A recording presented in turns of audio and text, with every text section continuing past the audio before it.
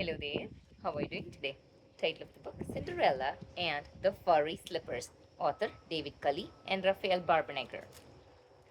Once upon a time, there was a poor little girl named Cinderella who lived with a terrible stepmother and two even worse stepsisters. She spent her days house cleaning while her awful stepmother and stepsisters had tea and cake. Cinderella dreamed that one day an awesome prince on a white horse would come to save her, but no prince ever came. Only more dishes to wash, floors to clean, and hair to do. The day of the annual princess ball arrived.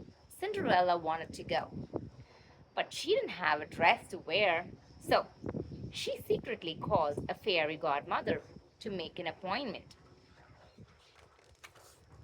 When the fairy godmother arrived, she wasn't quite what Cinderella had expected. Hey there! Oh, hello?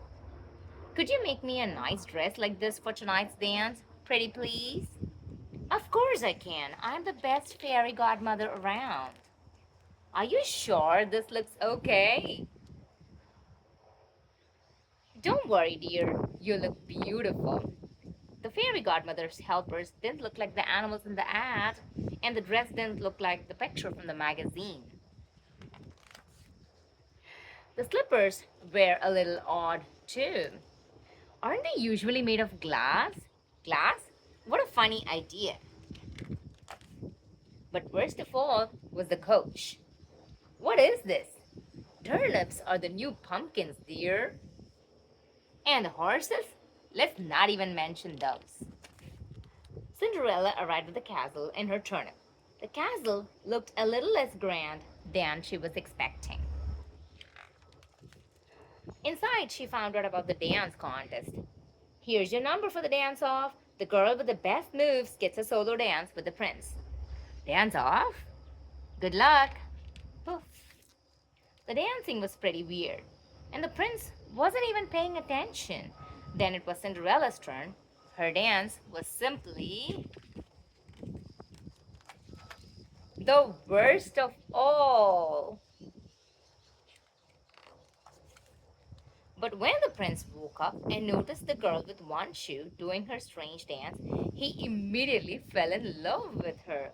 He picked Cinderella for the solo dance, and when he took her in his arms, Cinderella discovered that the prince was much better in the magazine. What a disappointment! And the turnip wasn't even there to bring her home. She had just started the long walk back when something caught her eye. That is an advertisement for the girls' only job fair.